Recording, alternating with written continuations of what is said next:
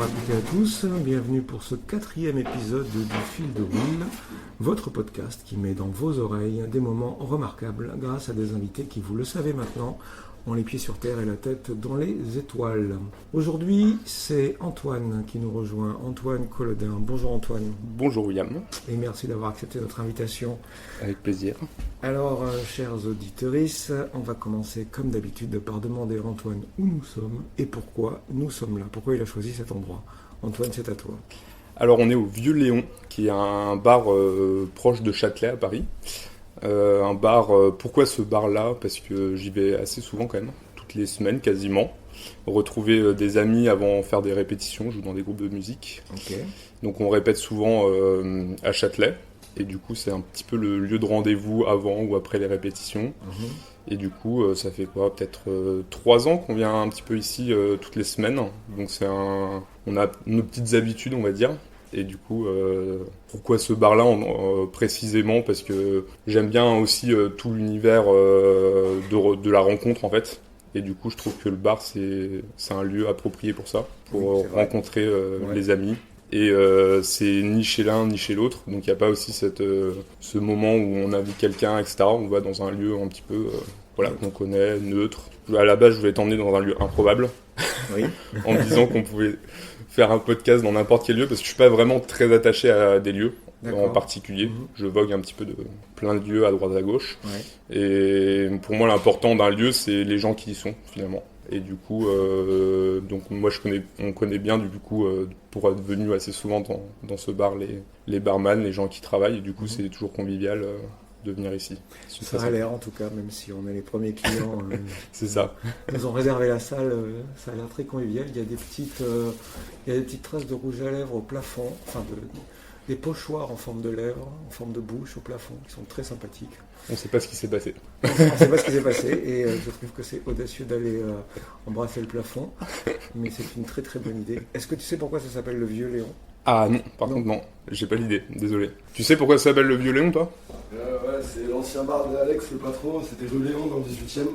Ah, côté de chez moi, d'accord. Et puis il y a une histoire avec son frère aussi. Bah, tu peux lui demander justement. Bonjour. Bonjour. On se demandait pourquoi ça s'appelait le Vieux Léon chez vous. Ah.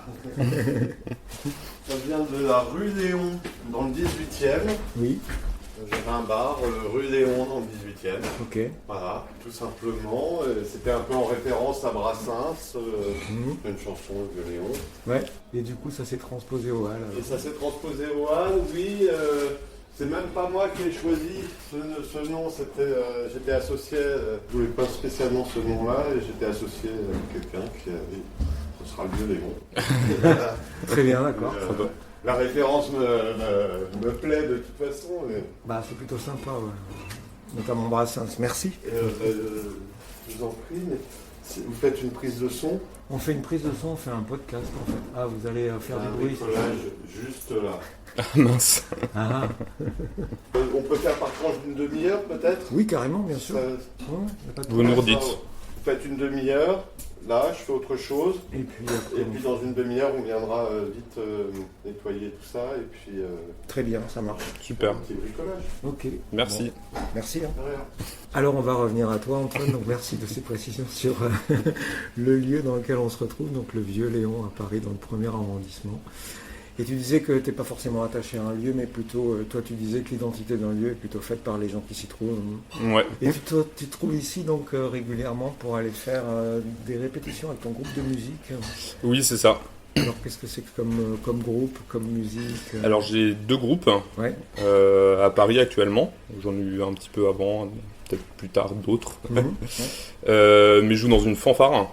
D'accord. Ça s'appelle La Rôtisserie, qui est un groupe d'amis d'école. J'ai fait mes études à Nantes, une partie de mes études à Nantes. Et on avait monté une fanfare dans l'école. Et en fait, avec ceux qui sont retrouvés, on va dire, à Paris pour travailler, on a décidé de remonter une nouvelle fanfare. Donc maintenant, il y a des anciens amis de Nantes, qui sont très proches, une bande de copains en tout cas.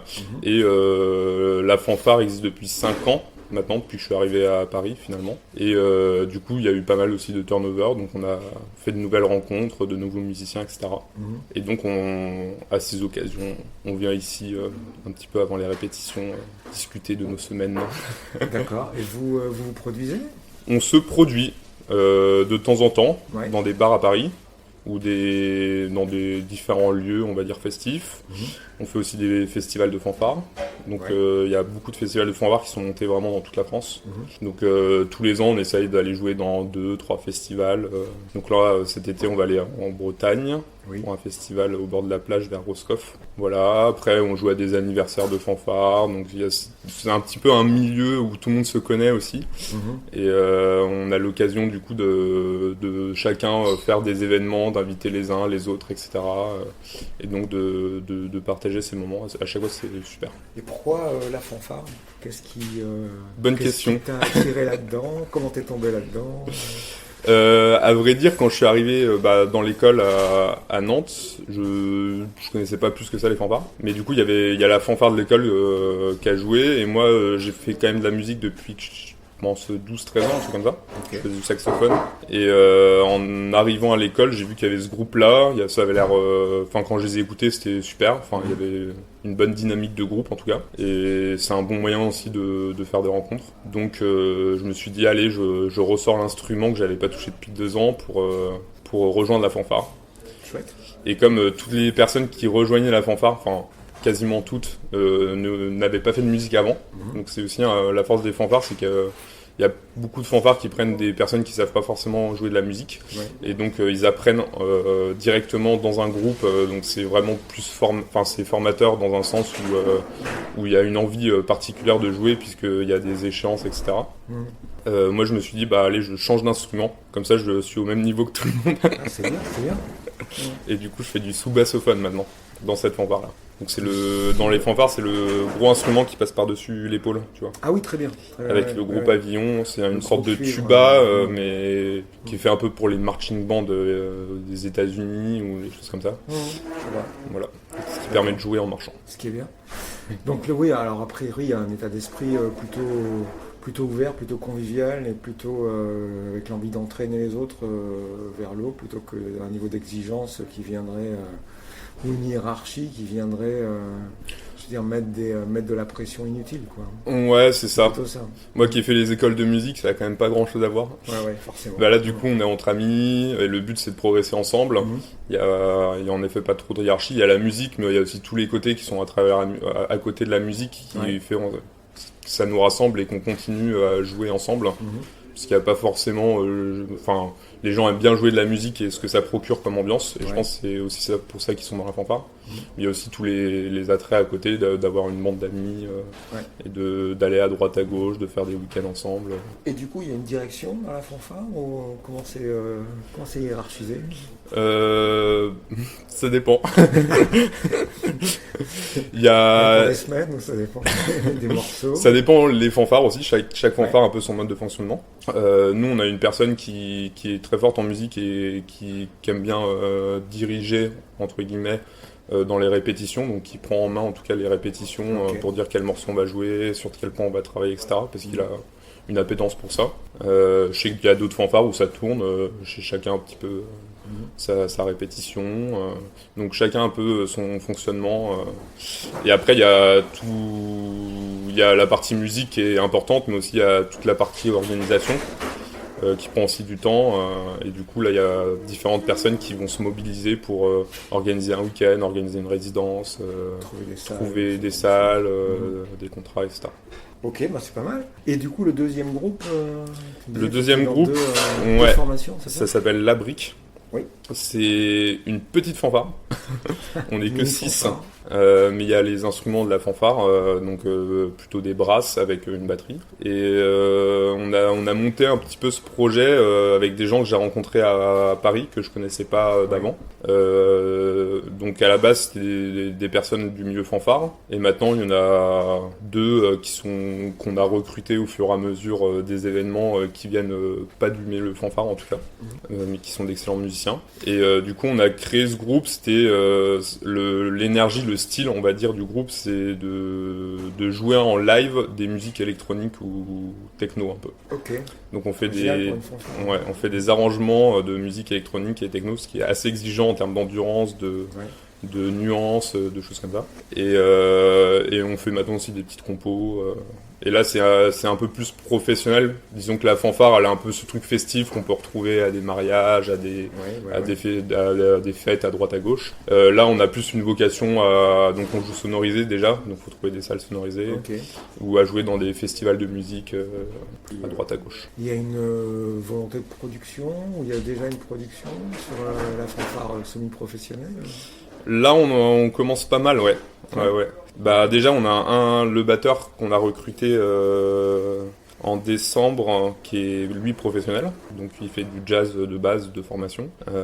Et du coup, il y a un petit peu cette volonté de professionnaliser un petit peu plus la chose. Et du coup, ça tombe bien parce que j'ai monté en mars un label association de production musicale, justement pour permettre de rémunérer les artistes qui travaillent dans ce groupe-là, donc dans la brique. Donc je me suis un petit peu lancé dans l'eau. Donc je suis président de l'association, j'ai créé ça, et le but c'est d'aller chercher aussi d'autres groupes de musique pour faire une espèce une association vraiment indépendante et où on met un petit peu toutes nos forces ensemble. Donc j'ai pas mal d'amis qui commencent aussi à vouloir se professionnaliser dans la musique et qui ont pas mal leurs projets un petit peu individuels.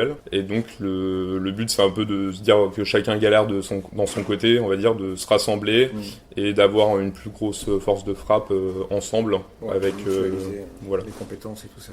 Puis pour aller chercher des subventions, ou pour même aller chercher une salle un peu plus réputée, c'est mieux de passer par une association de production musicale, il y a un peu plus d'impact. Très bien, c'est chouette. Ouais. Et tu fais ça alors tu as dit que tu étais musicien depuis l'âge de 12 ans, c'est ça? Oui. À peu près? Alors c'est pas mon métier. D'accord, ok. Mais je joue de la musique depuis 12 ans. Depuis l'âge de 12 ans. Et c'était une volonté de ta part? Tu as été poussé par tes parents? C'était des copains? Qu'est-ce qui s'est passé à cet âge-là? Ça remonte à loin. Pas tant que ça quand même. Non, c'était plus une volonté avec un ami. On s'était dit, moi je suis pas très sportif de base, puis c'est toujours bien j'étais aussi pas mal poussé par ma mère à chercher des activités extrascolaire, on va dire. Du coup, je me suis dit, la musique, pourquoi pas? Quel instrument, je sais pas. Bon, le saxophone, ça a l'air, la forme est sympa. On y va. C'était un petit peu comme ça. Et ce qui est bien, c'est que là où je vis, du coup, j'ai passé mon enfance dans Bourgogne, à Paray-le-Monial, qui est une petite ville de 10 000 habitants. Je connais, avec une forte connotation religieuse. Voilà. Un lieu de pèlerinage. Voilà.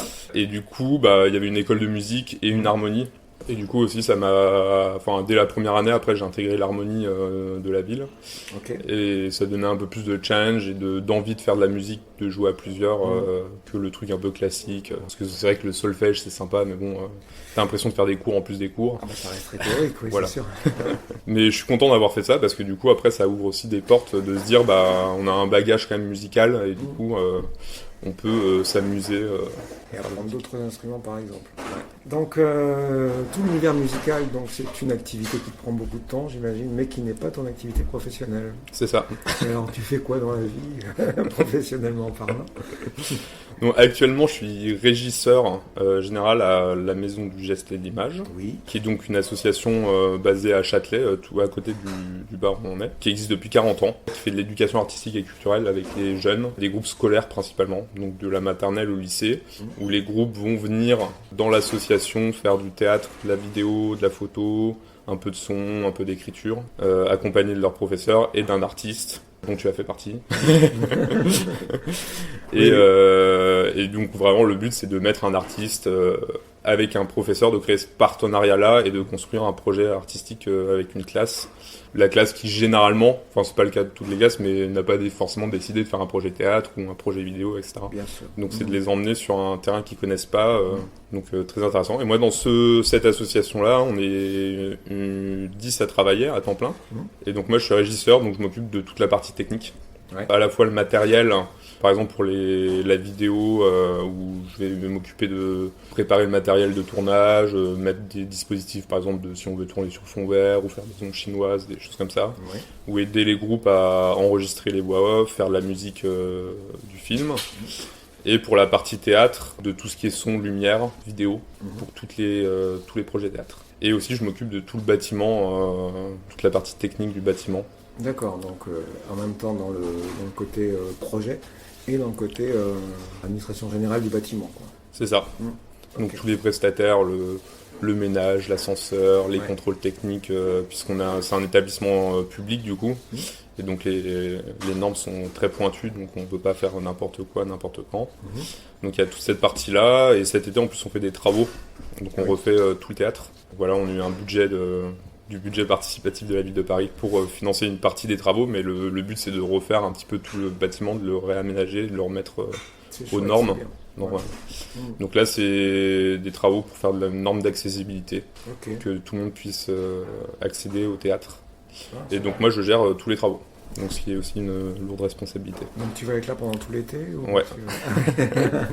Tant pis. Pas tout, mais une bonne partie. Ok, ça marche. Et comment tu t'es retrouvé là, du coup? Comment tu t'es retrouvé régisseur ou directeur technique ou responsable technique d'un lieu comme ça? Bonne question, parce que c'est pas mes études, donc j'ai pas Ouais. fait d'études pour faire ça. T'as fait des études musicales ou t'as fait Non, pas du tout. encore autre chose? J'ai fait des études d'ingénieur généraliste. Ah oui. Donc à la sortie, j'étais bon en sciences. Ouais. Donc j'ai fait une prépa sciences, maths sup, maths spé comme ils disent à l'époque. Et après j'ai intégré du coup l'école centrale de Nantes, D'accord. qui est une grosse école d'ingénieurs généralistes, Mhm. pour faire ingénieur. Sauf que je savais pas trop ce qu'était Le milieu ou le métier? le métier, parce qu'ingénieur ça veut un peu tout et rien dire. C'est vrai. Ingénieur, je définirais, c'est trouver des solutions à des problèmes. Après, il y a beaucoup de problèmes, donc il y a beaucoup de solutions aussi. C'est vrai. Puis donc il y a beaucoup de types d'ingénieurs. Ouais. C'est ça. Et en fait, j'ai tout de suite vu que c'était pas trop ma came d'aller de travailler pour des entreprises, etc. Mhm. Et donc, je me suis réorienté direct en sortie d'école. J'ai fait un master de management culturel Ah oui. à Lyon. Directement, Donc, D'accord. c'était 6 mois de cours, 6 mois de stage. Ouais. Et donc après, pour justement avoir une porte d'entrée dans la culture, parce que je voulais travailler dans la culture. Et ce qui n'était pas vraiment possible en sortant d'école d'ingénieur, parce que quand tu vas discuter avec des boîtes de production ou des personnes qui organisent des festivals, etc., bon, ingénieur, ça leur parle pas plus que ça. En tout cas, ils ont pas ça dans leur... Dans leur ADN. enfin, ils ont pas d'exemple.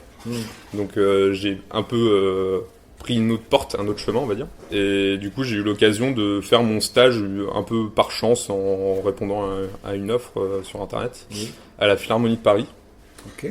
pour créer un espace d'exposition pour les enfants, donc 4-10 ans, autour de la musique. Donc un espace d'exposition permanent qui existe, ça s'appelle la Philharmonie des enfants. Ouais. Tu peux y aller si tu veux. Et donc au début j'ai fait ce stage là, donc plutôt dans l'administration, la production, et après j'ai dérivé au fil du temps plus dans la technique sur ce projet là, D'accord. qui a mis 3 ans à se monter avant de voir le jour. Et donc là j'ai fait plutôt la gestion de chantier, vraiment toute la partie technique de qu'est-ce qu'on va mettre dans l'exposition et faire la coordination technique. Ah oui, c'est comme ça que tu as vu les deux aspects alors. Voilà, c'est ça. Donc j'ai fait un peu d'administration, un peu de production, un peu de technique. Une fois que le lieu a été lancé, j'étais du coup régisseur du lieu d'exposition. Ouais. Et puis après, j'ai décidé de partir sur un autre projet professionnel. Parce que je sentais que ça allait pas trop, j'allais pas plus apprendre que ça dans ce métier-là en tout cas. Que les perspectives de choses qui pouvaient m'intéresser étaient assez lointaines dans ce projet-là. Et donc je suis allé chercher un autre travail. Il y avait une offre pour l'association La Maison du Geste et de l'Image. Je me suis dit, bon, ça a l'air sympa, je suis allé voir et ça m'a plu. Parce qu'il y avait vraiment ce côté concret de faire des... Parce que là, on avait à la Philharmonie créé un espace d'exposition pour les jeunes, donc c'était très intéressant en tout cas. Même toute la partie technique était très cérébrale. Et en fait, c'est des classes qui viennent 1 heure visiter le lieu, c'est un peu de l'éveil musical. Oui. Ouais, Mais ça manquait pour moi un peu de concret, d'aller plus loin en fait. de suivi ou de profondeur, quoi, d'épaisseur. Ouais, c'est ça. Ok. Et du coup, ben, là, j'ai trouvé l'association parfaite. Oui, c'est vrai que c'est pas la même, c'est pas la même identité, effectivement. Voilà. Comment est-ce que tu as eu l'idée de bifurquer, de quitter l'ingénierie ou le monde des ingénieurs pour aller dans le monde culturel? Quel a été le déclic ou quelle a été la réflexion, la pensée? Bonne question. Bah déjà, le monde de l'ingénierie, ça me parlait pas plus que ça. Ouais. C'est aussi un moment où je me suis un peu plus politisé, où il y avait pas mal de manifestations, les réformes, les machins, etc. Donc il y avait un petit peu toute l'ambiance nationale, on va dire, où moi je me retrouvais pas forcément en me disant je vais aller construire des avions, des trains, c'est quoi ma vie au final, qu'est-ce que j'ai envie d'en faire et quel est le but concret, est-ce que j'ai envie d'avoir un métier pour gagner de l'argent et faire d'autres choses avec, faire de l'associatif, etc. Ou est-ce que j'ai envie d'avoir un travail qui me plaît, et je pense que c'était plutôt ça qui m'intéressait. D'accord. De vraiment trouver pas un travail forcément passion, mais un travail où je vois vraiment l'intérêt de ce que je fais au jour le jour. Oui, il y a un sens, quoi. Il y a Voilà. plus de sens. En fait. Donc la culture, ça, comme je fais pas mal de musique depuis longtemps, donc ça me parlait. Et puis aussi, on avait fait, avec la fanfare de l'école, on a fait 1 an d'année de césure. Oui. Où on a monté un projet pendant 4 mois, on est parti en Amérique du Sud. Faire Ok. de l'éveil musical avec des jeunes en difficulté, on va dire sur place. Donc on avait fait genre 1 mois et demi au Pérou et 2 mois en Colombie. Super. Et le projet en Colombie était vraiment un super projet. Donc on est parti à 12. Ah oui, c'est On jouait un petit peu dans les villes, etc. Et on avait vraiment créé un projet avec une agence gouvernementale sur place. Ah oui. Où on avait tous les jours en fait un groupe le matin, un groupe l'après-midi de jeunes dans un quartier de la ville de Popayán où en fait le centre est assez sécurisé, mais on va dire toute la périphérie c'est quand même a vécu la guérilla, des choses très très dures qui sont encore très ancrées. Donc à 18h très dur de sortir ou des choses comme ça, il y a quand même la peur qui est encore présente. Et donc l'idée c'était aussi de faire de la musique, du coup de proposer d'autres choses avec des jeunes de ces quartiers-là. Et donc pendant 2 mois on les a accompagnés, on a monté un projet, on a échangé sur nos différentes cultures et on a eu l'occasion, du coup comme c'était avec une agence gouvernementale qui avait pas mal de poids, ça nous a permis de faire une restitution du projet dans le théâtre de la ville, qui était un gros théâtre, 1000 places, etc. Donc c'était super chouette. Et du coup, ça aussi, ça appelle... cette expérience-là m'a appelé à me dire, bon, vraiment, ce qu'on a fait, c'était incroyable et unique, je pense qu'on le refera pas. Mais du coup, est-ce que tu as vraiment envie d'aller construire un avion ou Oui, faire d'autres choses? Effectivement, quand on rentre d'une expérience comme celle-là, on peut se demander où est-ce qu'on en est, où est-ce qu'on a envie d'aller. Effectivement. Ouais. Ok, c'est intéressant. Ça. Et comment alors c'est parti d'où cette idée de césure en Amérique du Sud? Enfin, ce projet-là, il est né comment? Ce projet-là, il est né, en fait, c'est plutôt dans les écoles centrales. Oui. Donc dans chaque école, il y a une fanfare de l'école. Ah oui. Donc il y a 5 écoles centrales et il y a pas mal de fanfares dans d'autres écoles, que ce soit archi, beaux-arts, médecine, etc. Mais à Centrale, ils ont monté, je pense, peut-être 5 ans avant qu'on arrive, que moi j'arrive en tout cas dans l'école. Il y a quelques fanfares qui se sont lancés en se disant, on a la possibilité dans l'école de faire des césures, que ce soit pour le plan professionnel, voire même pour d'autres projets. D'accord. Et du coup, ils sont lancés à faire ce qu'ils appellent une nouvelle association un peu Fanfare sans frontières, où le but c'est vraiment de monter un projet entre 4 et 6 mois à l'étranger pour faire de l'éveil musical et avoir cet attrait. Donc il y a plein de... Avant nous, je pense, il y a peut-être une dizaine de fanfares qui étaient déjà partis à l'étranger. Donc on s'est un peu appuyé sur cette expérience. Donc quand on était à l'école, on a rencontré une fanfare qui avait fait ça l'année d'avant. Et donc ça nous a un petit peu inspiré. Et comme on avait un bon groupe, on s'est dit, c'est parti, on y va. Après on a choisi nos destinations, on a essayé de trouver des associations avec qui travailler. Voilà. Non, c'est super intéressant.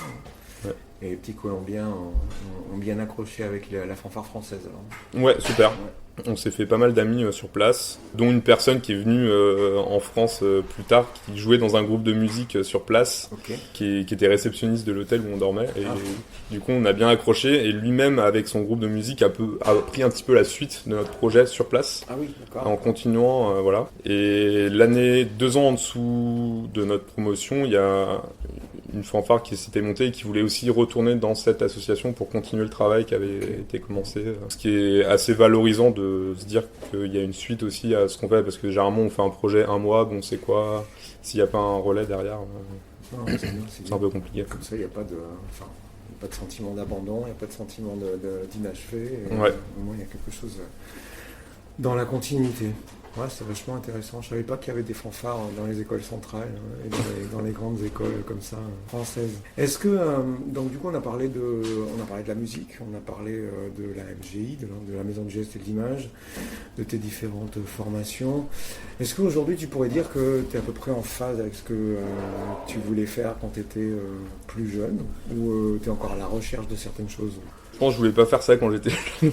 J'avais pas trop de. Je sais même pas ce que je voulais faire quand j'étais jeune. Il n'y avait pas trop de suite, on va dire, possible. T'avais bien des rêves? Si, je voulais être pilote d'avion, tu vois. Ouais, ok. Et j'avais passé le brevet d'initiation à l'aéronautique quand j'étais en 3ème. Oui. Je montais dans un avion, j'ai failli vomir. Donc ça m'avait un peu dégoûté du truc. Ouais. Donc après j'ai dit bon peut-être pas, et après je me suis un peu laissé guider par la vie. Par les études, par la vie, par les l'environnement. J'ai pas trop fait de choix compliqués. Enfin, si j'ai quand même bifurqué de l'ingénierie, mais avant d'être en école d'ingénieur, je me suis fait un peu bon. Tu sais, tu rentres en prépa, après t'as les écoles que t'as, donc t'as pas trop le choix, on va dire. Et j'avais pas trop d'idées. D'un moment, je voulais peut-être être plutôt chercheur dans l'assurance. À l'école, j'avais fait 2 stages dans la bioinformatique. Où ça m'intéressait pas mal donc un petit peu d'étudier le corps, les neurones, les choses comme ça. Je trouvais ça intéressant. Ouais. Après, la recherche, trop long, pas assez concret pour moi. Vraiment trop de temps. Est-ce que tu fais, est-ce qu'un jour ça va servir à quelque chose? Bon, probablement, mais c'est tellement des horizons qui sont lointains. Ça peut facilement être abstrait, ça peut facilement être du très long terme, effectivement, la recherche. Et en plus, les politiques, les politiques favorables à la recherche, elles sont réduites aujourd'hui. Si on regarde un peu l'état actuel des finances publiques, en tout cas des volontés politiques. Oui, on n'est pas très bien payé quand on est chercheur, je pense. Non, effectivement, j'ai fréquenté des jeunes chercheurs justement qui préparaient leur thèse et je les ai aidés à pitcher leur thèse, comme on dit aujourd'hui. Et effectivement, j'ai pu mettre un tout petit peu les yeux sur les grosses problématiques auxquelles on a à faire face, à savoir qu'effectivement, quand on veut entreprendre une recherche ou quand on veut choisir un sujet de recherche, il faut soi-même aller chercher ses financements, et publics et privés, et si possible plus privé que public, et choisir le sujet qui va exciter le portefeuille d'un mécène plutôt que de se lancer dans quelque chose dont on n'aura pas forcément de résultats concrets à horizon rapide. C'est bien ça. Bah, c'est ça. Ouais. Et puis, moi, ce qui m'avait un peu dégoûté aussi, c'était que les centres de recherche, pour moi, la recherche, c'est quelque chose qu'on partage et tout le monde doit avancer dans le monde sur... Oui. Et en fait, on se rend compte que les données, on va se les garder pour son centre de recherche parce qu'on espère pouvoir un jour faire un gros journal ou un gros article. Et du coup, ça biaise la polyvalence de la recherche, quoi. Le partage, en tout cas, des richesses que chacun a, elle n'est pas mise en commun vraiment. Enfin, il y en a qui le font, mais je pense que c'est pas le cas partout. En tout cas, de ce que j'avais vu dans le peu, j'ai trouvé ça un peu dommage. Et on met pas en valeur aussi les échecs parce qu'au final, en tout cas dans la partie scientifique, je pense que si on fait des recherches et que ça aboutit pas, des fois on va pas faire un article scientifique sur le fait, attendez, j'ai fait ça, faites attention, ne refaites pas. Ouais. C'est dommage. Et donc on peut pas capitaliser sur les échecs des autres, sur les expériences des autres. Et puis c'est tout le paradoxe actuel, si j'ai bien suivi aussi ces problématiques, c'est que comme tu disais, la recherche devrait profiter au plus grand nombre et puis essayer de faire collaborer le plus grand nombre de personnes ensemble, scientifiquement parlant, mais le système de prise en charge des recherches fait qu'on est obligé de rentrer dans une compétition frénétique, un petit peu comme dans tous les autres domaines actuellement. Et ça vient de ces tendances libérales ou néolibérales qui sont... Mais il faut l'argent, quoi. Voilà, il faut l'argent. Et pour avoir l'argent, il faut faire la course. C'est ça. Il faut être en compétition. Alors que les méthodes collaborative ou d'entraide, on pourrait penser que dans les domaines de la recherche, elle serait plus favorisée qu'ailleurs, mais j'ai l'impression que c'est pas le cas. Pas forcément. Non. Après, je n'y travaille pas encore, mais, Non, mais je pense qu'en effet, il y a des choses à redire en tout cas. Est-ce qu'il y a d'autres passions, territoires, hobbies qui t'intéressent dans la vie? Je mets beaucoup d'énergie dans la musique déjà, dans mes associations. Qu'est-ce que j'ai pu faire d'autre sinon la randonnée, j'aime bien la randonnée. Ah oui, ok. Tu randonnes en France, En France. En France. Ouais, j'aime bien les montagnes, etc. J'aime beaucoup ce côté nature. Où en plus, j'ai 2 frères qui sont assez sportifs, qui font pas mal de randonnées, donc qui m'ont un peu... qui ont essayé de t'entraîner avec eux. C'est ça. Qui m'ont un peu entraîné. Et non, j'aime bien, même avec des amis, des fois. Ouais. C'est reposant de voir la montagne. J'aime bien. Quand j'ai l'occasion, ça me plaît en tout cas de pouvoir aller faire un petit tour en montagne. Après, je suis pas très grand sportif, donc je ne m'étendrai pas trop sur ce, c'est pas grave. schéma-là. Je voulais parler un peu du contact que tu peux avoir avec les jeunes à la Maison du Geste et de l'Image. Si on devait, disons, donner un petit état d'esprit des collégiens et des lycéens aujourd'hui en Ile-de-France, puisque la MGI à l'œuvre Paris et un peu de d'Île-de-France. c'est ça. Ouais, c'est ça. Est-ce que les collégiens et les lycéens te semblent bien dans leur peau aujourd'hui ou est-ce que tu peux constater des questionnements, des dérives, des sujets particuliers qui les stressent, qui les angoissent, des interrogations? Ouais, j'en ai pas mal. Après, moi, je vais faire un comparo de quand moi j'étais jeune. Bon, j'habitais pas à Paris, j'habitais en Bourgogne, donc c'est peut-être pas forcément la même chose, pas forcément le même cadre. Mais j'ai l'impression qu'il y a quand même on fait peser beaucoup de choses sur eux. Enfin, il y a plus trop de légèreté dans le monde dans lequel on vit. Et je pense qu'il y en a qui prennent ça un peu sur les épaules des jeunes. Soit ça peut être sur l'écologie, ça peut être sur le débat politique qu'on a, on en fait maintenant tout un plat, alors qu'avant, moi, la politique, quand j'étais jeune, j'en entendais pas parler. Oui, c'était beaucoup moins grave en fait. C'était voilà. beaucoup moins présent en tout cas. De ce qui se passe dans le monde, etc. Et même du système scolaire en tant que tel, j'ai l'impression, maintenant, là, pas plus tard que cette année, là, il y avait une élève de 4e qui me demandait les orientations parce que dès la 3e, fallait qu'elle choisisse s'il fallait qu'elle aille dans un truc professionnel parce qu'elle aime bien l'agriculture, mais qu'à la fois elle est forte dans la culture, enfin dans le théâtre.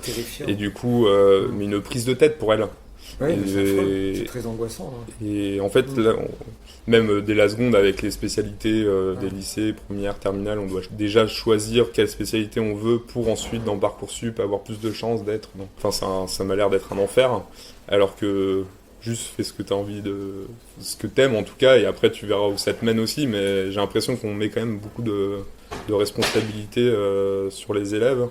Et en effet, ils n'ont pas l'air tous, en tout cas, dans une très, très bonne forme. Dans un optimisme débordant. Même je le vois, moi, quand j'étais jeune, et j'en parlais avec mon frère qui est prof de sport en région parisienne aussi. Quand on était jeune, on faisait des bêtises avec les profs, on allait faire des petites bêtises, mais des choses marrantes, tu vois. Alors que maintenant, j'ai l'impression qu'il n'y a plus... tout est grave, tu vois ce que je veux dire. Oui, c'est beaucoup plus compliqué, il y a moins de légèreté en tout cas. Ouais, ça devient tout de suite très dur, très rigide, très militaire, un peu martial comme ça, la façon de traiter les problèmes ou la façon de gonfler un détail. Oui, c'est ça. Alors que bon, je pense quand on est jeune, on a juste envie de profiter et de pas forcément penser trop à l'avenir non plus, et d'apprendre, de voir ce qui nous plaît, ce qui nous plaît pas, justement d'essayer de tester un maximum de choses aussi. Je pense que c'est l'intérêt d'être jeune, c'est d'aller à droite, à gauche, voir ce qui existe, ce qui n'existe pas, d'avoir là aussi la chance surtout les jeunes qu'on a là sont des jeunes de Paris, donc ils ont la chance d'être à Paris, il y a quand même beaucoup de possibilités. Oui, il y a des dizaines de choses à faire, voire des centaines, effectivement. Oui, c'est sûr qu'on essaie de les orienter vers des choses très contre leur nature, en fait, très éloignées de ce que eux auraient envie de faire, au nom de il faut être efficace, il faut être compétitif, il faut être le premier, la première, tout de suite maintenant. Ces histoires de notation, de machin, on les plonge déjà dans un truc un peu capitaliste de compétition. C'est ça.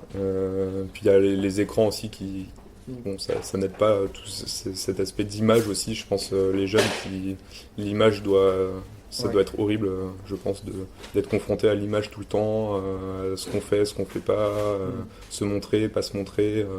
Je pense que c'est une grosse question en tout cas, une grosse problématique chez les jeunes. Avec le risque d'être filmé, pris en photo à son insu et puis diffusé tout de suite. Ou alors des espèces de chantage ou de pression qu'on peut mettre si on veut harceler quelqu'un dans un groupe ou dans un établissement. Moi, je le gong est arrivé. Si on veut harceler quelqu'un dans un établissement, dans une classe ou dans un... Ouais, le rapport à l'image, effectivement, n'a plus rien à voir avec ce que c'était lorsque nous n'étions pas autour des tablettes et des smartphones. Oui, je pense qu'on peut pas trop s'imaginer ce que ça fait. Parce que nous, on n'avait pas de téléphone forcément, ou moi c'était le prémisse, mais il n'y avait pas de vidéo. Et je pense qu'on peut pas s'imaginer déjà qu'il y avait déjà du harcèlement de base dans les écoles. Alors ça, je pense que ça rajoute vraiment, sur la problématique du harcèlement, ça doit rajouter des couches, on va dire. Ou même sur l'isolement des personnes, ils peuvent beaucoup plus facilement s'isoler. Ce qui est un peu le danger, je trouve, de notre société, c'est de s'isoler, de plus parler, de regarder des choses à droite, à gauche, de s'enfermer dans des zones, etc. Et de plus aller voir ton voisin, de plus aller discuter. Ouais, puis même au-delà de ça, de considérer que l'autre est un danger, est un problème. En fait, oui. Alors que non. Alors du coup, pour éviter l'autre, on se réfugie dans du virtuel, dans de l'avatar, dans ce genre de trucs. Quoi. Alors que je pense dans 99% des cas, tu vas discuter avec quelqu'un de random, tout se passe bien. Oui, ça va. On va pas... On y arrive. C'est un peu le but du podcast qu'on est en train d'enregistrer, puis ça devrait être le but un des objectifs de la vie, je pense, de rencontrer les autres et pas simplement virtuellement. On nous a demandé de faire une pause dans l'enregistrement, donc peut-être on va faire une pause, on va voir si le monsieur a besoin de faire du bruit et on reprend juste après.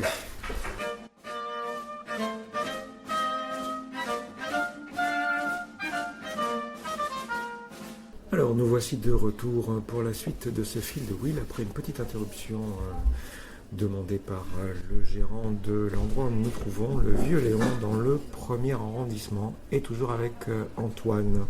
Ça va ? Ça va, de retour. Très bien, de retour, avec une bonne petite bière.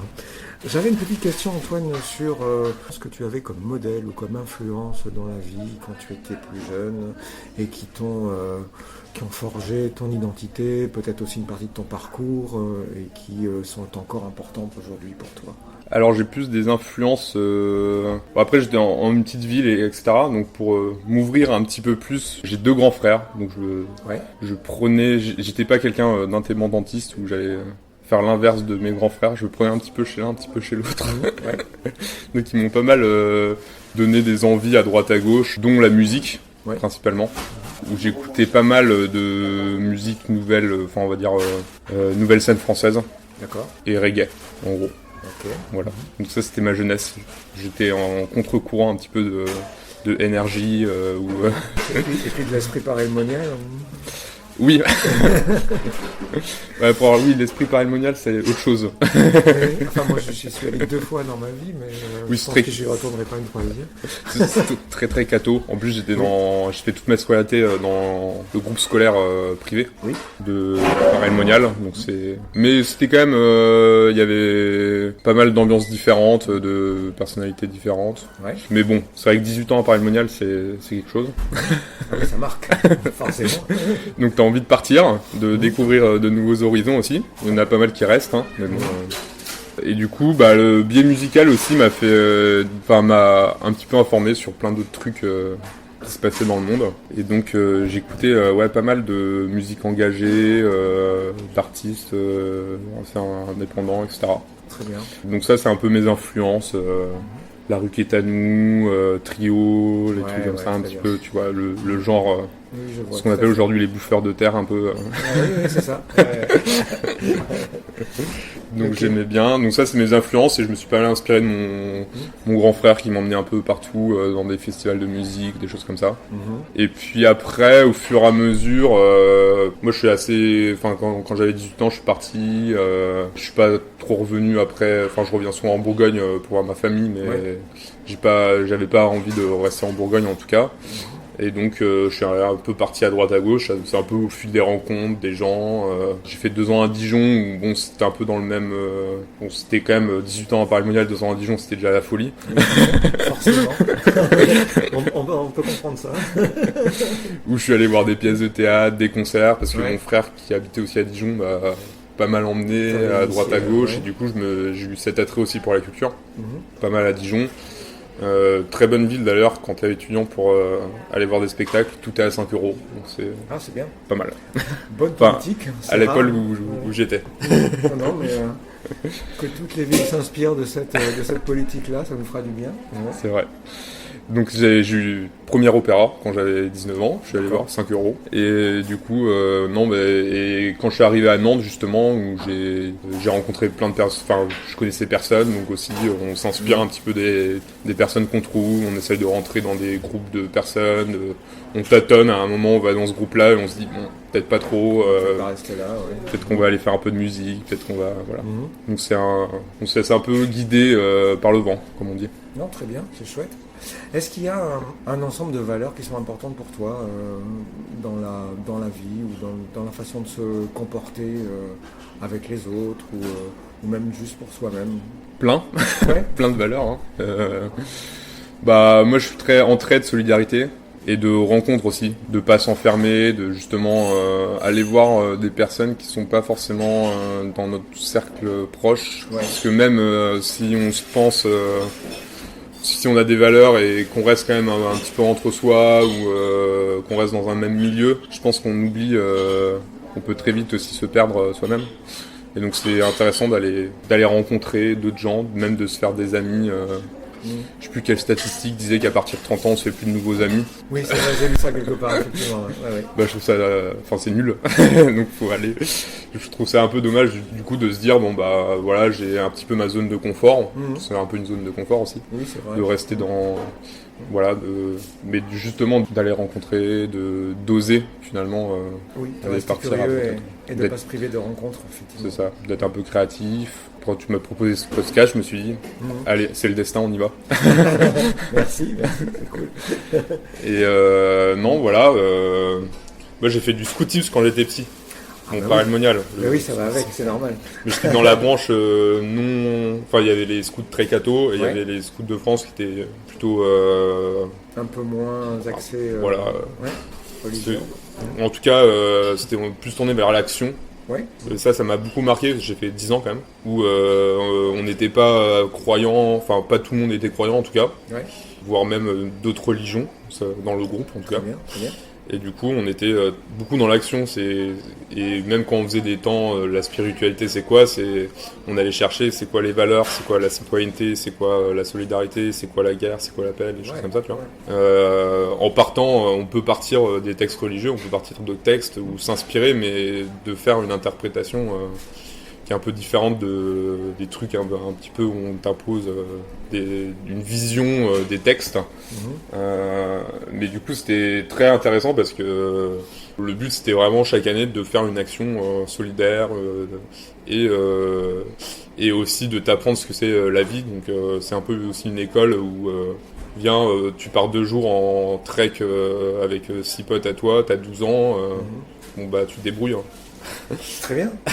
Une belle expérience. Mais c'est C'est bien ça. d'expérimenter ça. Ouais. Moi, je trouve ça très intéressant, en tout cas, ces valeurs-là d'éducation, en tout cas, ou de donner des responsabilités à des jeunes, de dire, bah là, t'es responsable de telle chose, on compte sur toi, etc., etc., et de sortir un peu de son confort familial ou autre chose. Oui, oui, oui. Donc et de faire des actions aussi un peu plus solidaires, un peu plus d'entraide, de voir comment fonctionne un collectif à petite échelle, mais bon, quand tu es une équipe de 10 et que tu dois te débrouiller et que tu dois construire un projet sur une année, etc., bon, ça forge aussi tes responsabilités, ton caractère, et tu trouves aussi des voies comme ça. Très bien, très bien, très bien. En fait, je voulais avant de passer à la dernière partie, qu'on parle juste de ta conception de l'amitié, parce que tu dis après 30 ans on se fait plus d'amis, c'est pas vrai, il faut juste aller rencontrer et pas se priver de rencontrer des gens, rester curieux. Et du coup l'amitié, si tu devais dire ce que ça représente pour toi, ou une définition de l'amitié, tu mettrais quoi derrière ces mots-là? C'est très large, il y a différentes amitiés, je pense. T'as un peu l'amitié du moment, où tu peux rester... moi j'ai fait beaucoup de villes en France, je suis pas mal parti et tout, et je suis un peu la personne où si tu la vois pas, je vais pas aller chercher des nouvelles chez les personnes que je vais pas voir depuis un an. Ouais. Alors soit j'y vais, je vais les voir directement parce que ça me fait plaisir, et là je retrouve le contact, et même si c'est 2 ans après, on retrouve quand même l'amitié qu'on avait, même si c'est un peu perdu de vue, etc. Ouais. Je suis pas trop quelqu'un qui prend des nouvelles, etc. Mais l'amitié pour moi c'est un fort concept et qu'on a tendance un petit peu à écarter par rapport à la famille, par exemple. On dit toujours faut faire une famille, des choses comme ça. Alors que pour moi l'amitié elle est plus forte. On peut avoir des amitiés beaucoup plus fortes et rassurantes aussi, où tu peux vraiment te retrouver entre guillemets et savoir. Enfin, si tu retrouves des amis, tu sais à quoi t'attendre, et du coup il y a un petit peu ce truc de réconfort, de tu se te rassurer. rassures, voilà. Ouais. Et tu peux être franc, tu peux dire tout à tes amis. Moi, c'est plutôt comme ça que je vois l'amitié, c'est en mode je peux aussi dire un petit peu ce que j'ai envie. Mais chaque ami a ses particularités. Ouais, il y en a où je vais tout leur dire, d'autres je vais leur dire plutôt ça, d'autres plutôt ça. Donc il y a un petit peu plusieurs, on va dire, niveaux. Enfin, c'est pas des niveaux, plusieurs types Plusieurs types d'amitié. Ce que j'entends, c'est qu'on a plus de liberté en amitié que dans un cercle familial, par exemple. Ouais, je pense. Ouais, ok. Bah, tu vois, moi je suis assez d'accord avec me ça. vois plus à acheter une maison avec des amis, par exemple. C'est marrant ça. Parce que je sais que des amitiés ça peut durer, et ça reste des amis. Et bon, il y a pas de. Il y a aussi moins de pression quand t'es ami, je sais pas comment dire, mais si tu choisis tes amis finalement. Oui, c'est plus souple, beaucoup plus souple, effectivement. Alors du coup, on va arriver à la dernière partie de l'émission. Donc la dernière partie de l'émission, tu le sais Antoine, et les auditeuristes le savent aussi, c'est une chanson. Alors cette fois-ci, sur cet épisode-là, je ne suis pas au courant de la chanson qu'a choisie Antoine. Donc quelle est la chanson que tu as choisie pour clôturer l'émission? J'ai choisi une chanson que j'écoutais quand j'étais au collège, Oui. des Ogres de Barbac. D'accord. Donc un peu cette même mouvance pour. Et une chanson qui s'appelle Contes vents et marées, Ok. qui est un peu un conte de la vie où les vents nous mènent. Ah. Donc je trouvais ça intéressant pour ton podcast. Ouais, ça résume un peu notre conversation, effectivement. C'est Ou le l'histoire concept d'une du personne podcast. qui se perd, mais qui rencontre au final, qui se perd dans ses erreurs, qui se perd dans ses épreuves, etc. Qui se laisse un peu guider, mais au final qui se retrouve tout au fond. Mais en rencontrant quelqu'un, au hasard, il revient. Parfait, ça marche. Merci beaucoup. Eh ben, on va te laisser nous fredonner, nous chanter un petit morceau de cette chanson. Petit passage. Un petit passage, Parce oui. que je suis pas très grand musicien, mais pas trop chanteur. C'est pas grave, on s'en fiche. L'idée, c'est d'avoir un petit état d'esprit de la chanson et de l'interprétation que toi, tu mets dedans. C'est avec ces mots-là qu'on va clôturer ce 4e épisode du Fil de Will. Je vous donne rendez-vous bientôt pour un 5e épisode. Merci d'avoir été fidèle à l'émission et à très bientôt. Antoine, c'est à toi. Merci encore. Merci à toi. Sait-on jamais où les vents nous mènent? Moi, elles sont venues me mettre un matin. Sait-on jamais où les vents nous mènent? Moi, elles se sont bien moquées de ma peine. Encore un grand merci. À bientôt.